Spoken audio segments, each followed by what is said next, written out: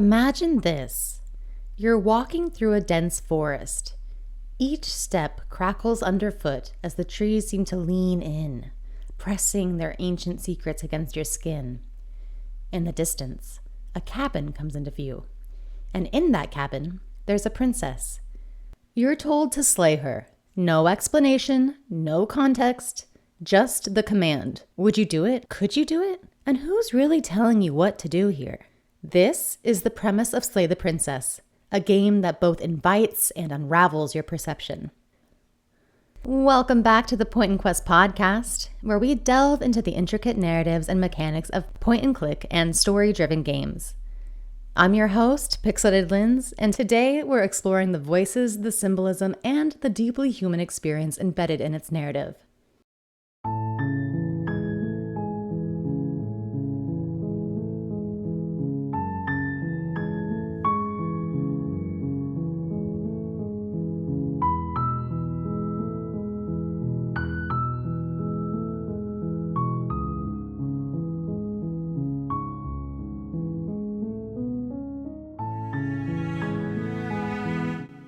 Slay the Princess was developed by Black Tabby Games, an indie game studio already known for their knack for blending eerie storytelling with player agency. Released in 2023, this game is a love letter to visual novels, branching narratives, and paradoxically, our inability to truly escape choice. At its core, it asks, what would you do if you were told to act on blind faith? But it's more than that. It's about perception. About how we filter what we're told through the lens of our own experiences and fears. Before we go any deeper, let's talk about the mechanics. The game hinges on a narrator, a compelling, relentless voice that feels like the echo of intrusive thoughts.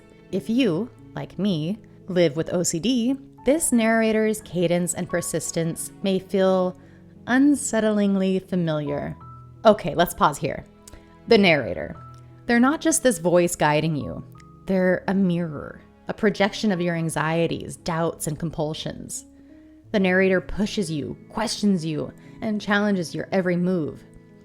This mirrors the relentless push of intrusive thoughts, particularly for those with OCD. If you've ever felt that compulsion to act, to neutralize an intrusive idea, you'll recognize the weight of their demands. But here's where the game gets clever. Your choices push back. Do you obey the voice? Resist it? Pretend not to hear it? Every interaction becomes a conversation with yourself. Choice is the heart of Slay the Princess, but it's also a trick. The game presents dozens of branches, each leading to their own unique consequences.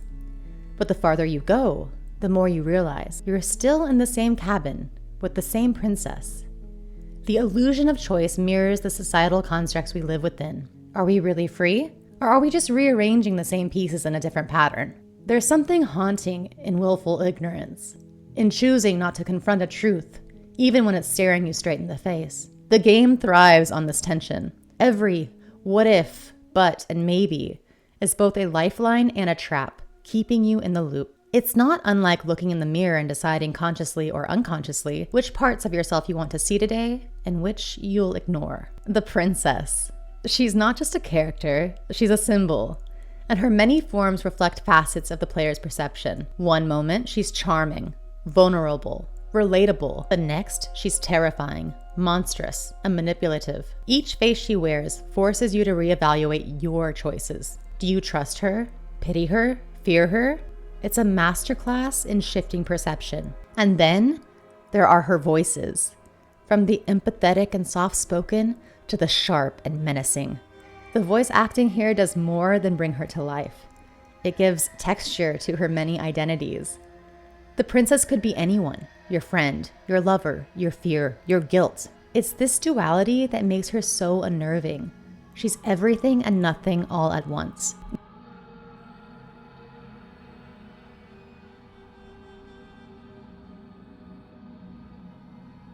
The game progresses through several chapters, each shaped by the player's decisions.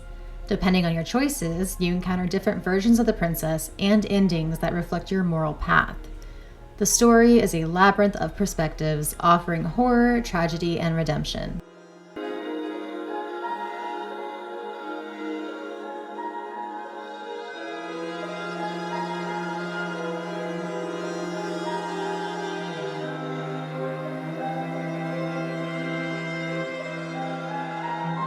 Let's talk about the many forms the princess takes.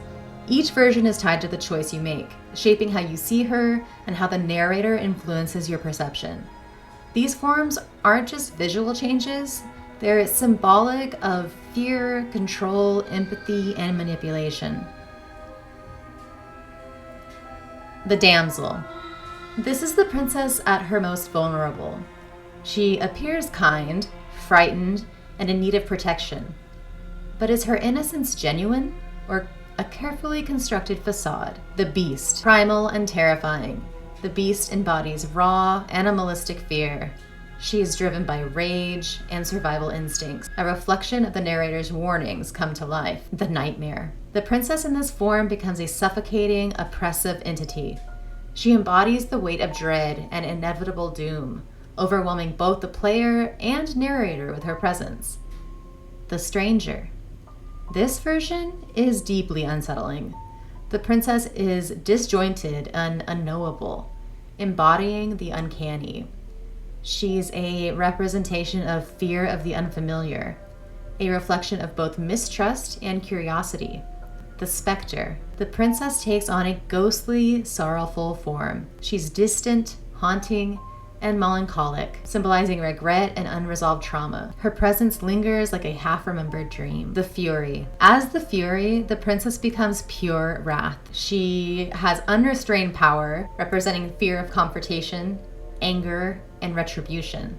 The Fury challenges the player to confront their own suppressed rage. And one of my favorites, the Witch. Cunning, calculated, and mysterious. The witch wields her knowledge like a weapon. She's a figure of defiance against authority, and you never know if you can fully trust her. I'm not quite sure which facet of the princess I liked the best, or which one I felt was the most genuine or true to the game. If you end up with the damsel, you probably had a very annoying voice in your head, and the whole story just kind of feels like a fairy tale, but not in a good way. You begin to realize that maybe you have taken the princess's autonomy, as she can't really make any decisions for herself. I can't decide the best version of the princess, or the best endgame result, and maybe that's the whole point. So there's the voices in our heads, and then the narrator, which I guess is another voice in our head. At least that's what we first come to think. Their narrator isn't just a guide. He's a manifestation of intrusive thoughts. His presence, his insistence, a little voice urging you to make the right choice, warning you of catastrophic consequences if you fail, but never telling you anything real. And sometimes there are cracks in his certainty. His tone shifts depending on your decisions. He can be authoritarian, persuasive, fearful, or even desperate. You can even choose to just ignore him entirely. And I guess between the voices in your head and the narrator, the question becomes, whose voice are you really listening to? And which one can you trust?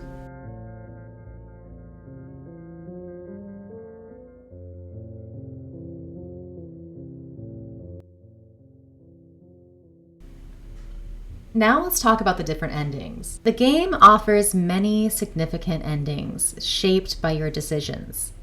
There's the good ending. You slay the princess. Without engaging in conversation, you don't ask any questions, and the narrator rewards you with a strange void, locking you in an unending, lonely loop of time. You also get like a child's drawing saying, "Yay, the good ending," which kind of leads you to believe that maybe this isn't the good ending. There's the "it's not tough to be a god" ending.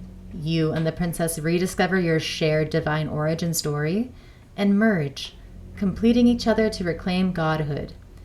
This ending highlights the reconciliation of two halves of the same being, and you realize that the narrator really was up to no good to begin with. The 5 stages. By refusing to participate in conflict for the 5 loop, you force the princess to experience the 5 stages of grief: denial, anger, bargaining, depression, and acceptance, culminating in a bittersweet moment of mutual dissolution. A new dawn. Slaying the princess at the story's climax leads to the birth of a new world, one devoid of change or death. This ending represents the tragic paradox of freedom and loss. Reset the world. Instead of slaying the princess in her final form, you choose to reset the cycle entirely. This meta ending loops the story back to the beginning, forcing endless repetition. Leave the cabin together. You and the princess decide to leave the narrative structure altogether, choosing an ambiguous but hopeful future outside the confines of destiny. It's a symbolic escape from imposed roles and expectations. Or is it? Your new world. In content added through the pristine cut, you can fully take control of reality, creating a new, though lonely, world without external influences. This ending emphasizes isolation and existential autonomy. So, which ending did you get? Which did you like? Which was the good ending?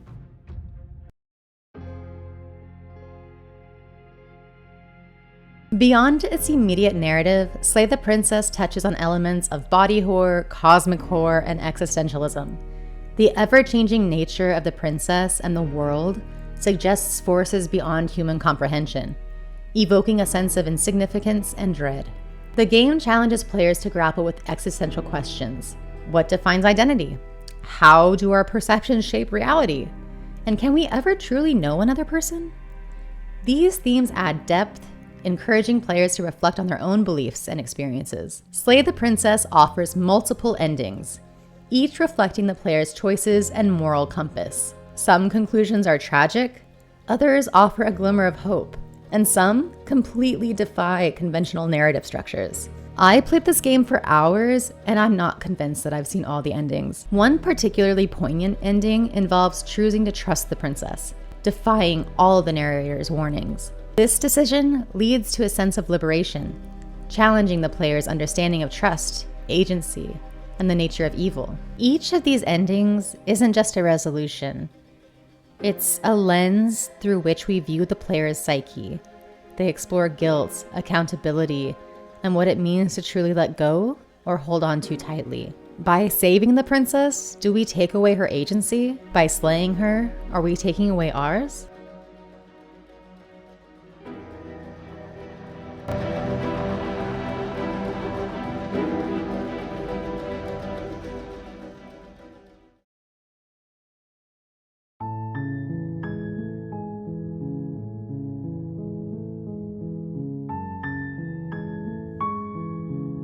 Slay the Princess is a testament to the power of interactive storytelling.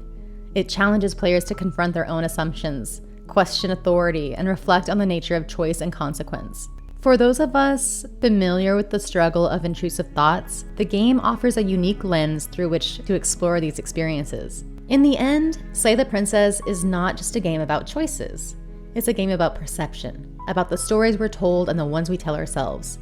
It's about looking in the mirror and seeing both the monster and the hero staring back. And it's about realizing that sometimes the hardest thing isn't slaying the princess, it's choosing to understand her. Thank you for joining me on this episode of the Point & Quest podcast. If you've played this game, I'd love to hear your thoughts and interpretations. Let's continue this conversation and explore the myriad of ways games can reflect and challenge the human experience. Until next time, keep questioning and keep questing.